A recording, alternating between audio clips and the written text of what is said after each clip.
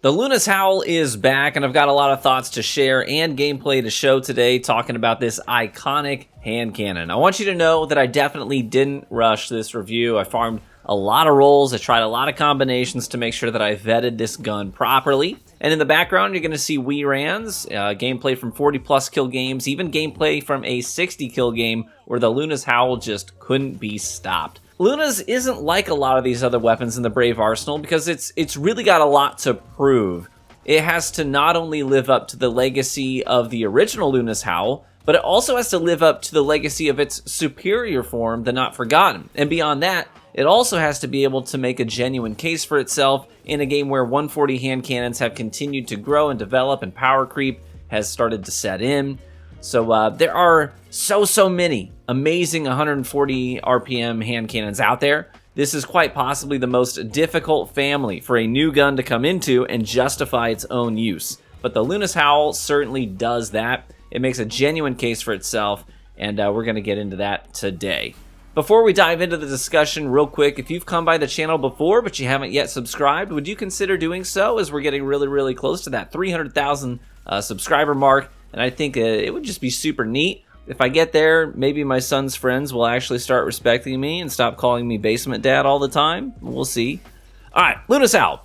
The first thing we got to do is compare it to the Not Forgotten. Here's the thing. Not Forgotten is about to have its level cap removed, meaning it's a direct competitor to the Brave Arsenal Luna. So Not Forgotten has 71 range. Luna's Howl can match that, but you have to get it. You have to get obviously the right roll in order to do that, because it's a random rolled gun. It's not a fixed roll. So Not Forgotten has a fixed roll, so it's a given. So getting the range to match it on Luna's means getting lucky and farming. So Not Forgotten also has Zen Moment, which is a great perk. Reduces incoming flinch, gives big stability buffs during duels. Luna's Howl does not have Zen Moment in its perk pool anymore.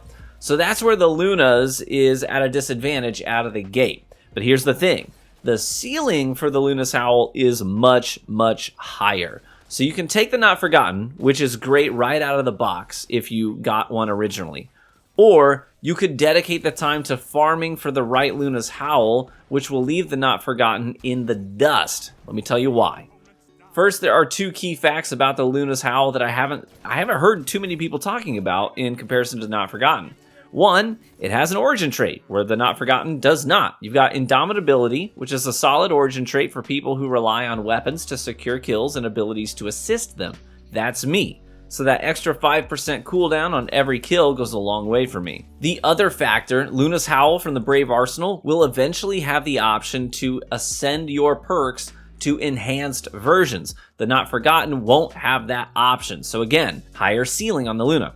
For me, that makes it an instant win over the Not Forgotten. I want to take things to their limit. But beyond that, we also have to talk about the perk pool and your options there. And that's another place where the Luna surpasses the Not Forgotten, and we need to talk about how it fares in comparison to other mainstream 140 hand cannons too. So let's check out the rolls. In the first column, we've got Subsistence, Heal Clip, Enlightened Action, Slide Shot, Encore, Discord, and Eye of the Storm. So going down the list, Subsistence, hard pass, don't do it. Since Slide Shot exists, there's no reason to run Subsistence when you have the ability to reload the gun just by sliding, while also getting a massive plus 20 buff to range and stability after the slide. It's objectively far superior, so pass on Subsistence. You've got Heal Clip, always a decent option for that restoration after a kill, so you can focus on chaining and keeping the pedal all the way to the floor. It's a great perk for sixes especially.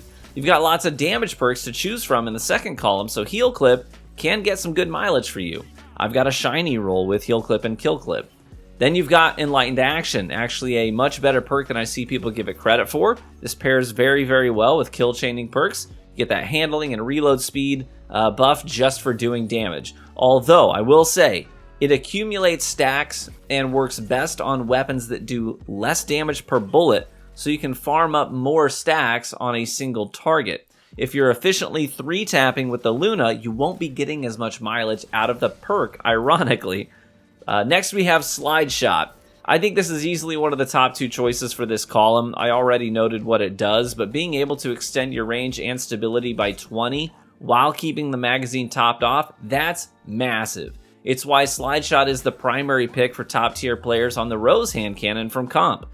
Then you have Encore, one of the best kill chaining perks in the game, granting you additional range and stability after a kill. And finally, you have Discord and Eye of the Storm. I would pass on both of them.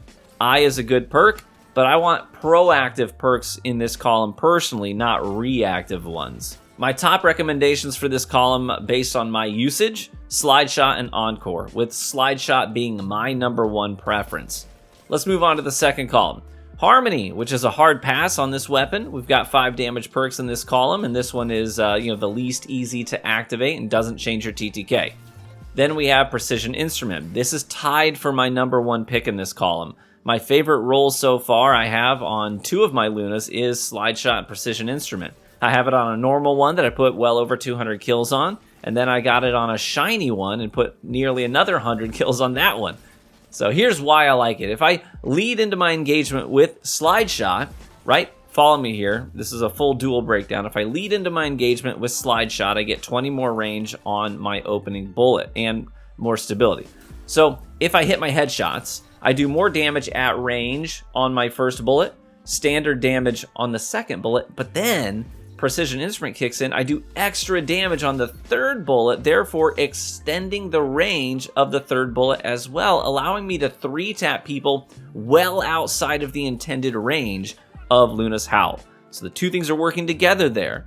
So you'll see that 3-tap literally dozens of times in this video, where all 3 bullets do different amounts of damage, but the math works out to keep me at that 3-tap at deep ranges because of the extra range on the first bullet and the extra damage on the third bullet, thanks to Precision Instrument. It's about consistency and dueling potential. That's why I love this perk combination and specifically Precision Instrument on the Luna's Howl.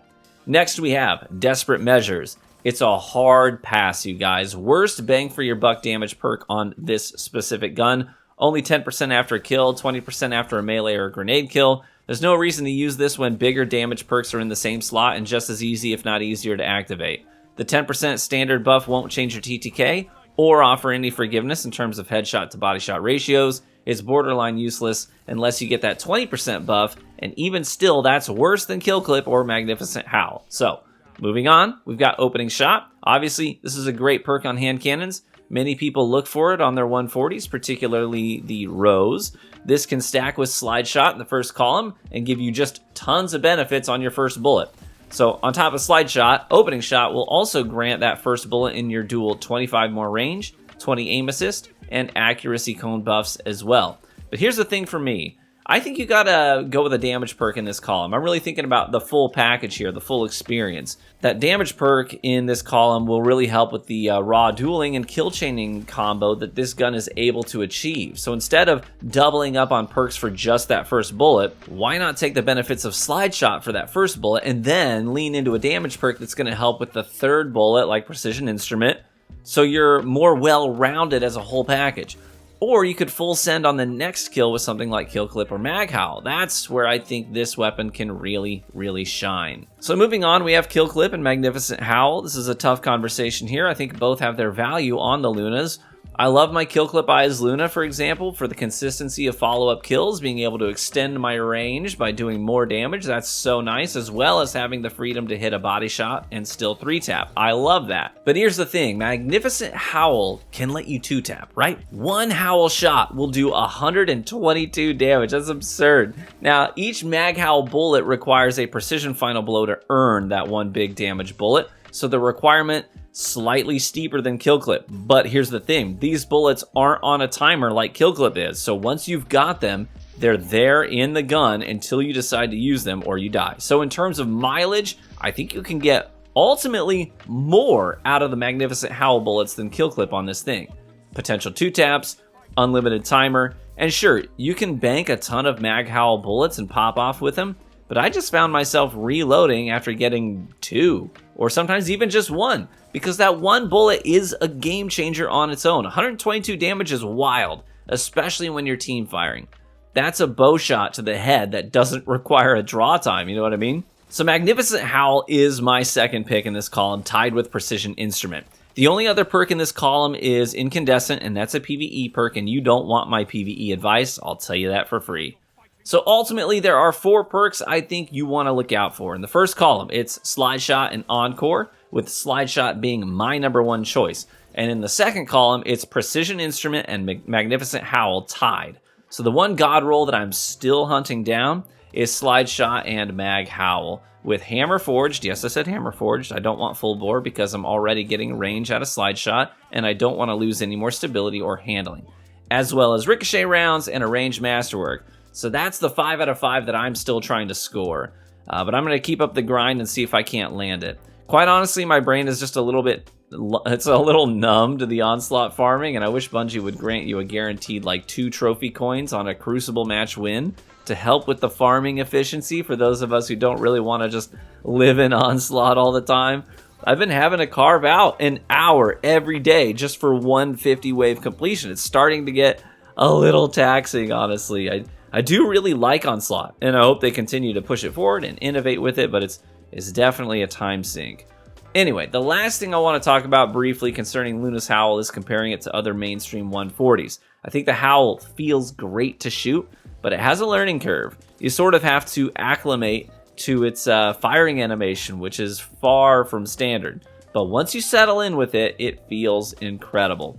It's also nice if you like the Rose, because the Luna's Howl performs very similarly when it comes to like activating Slide Shot, playing hyper aggressive and highly mobile playstyles. So if you like Rose, but you want to use conditional finality, then this is a great alternative and you'll feel right at home using it.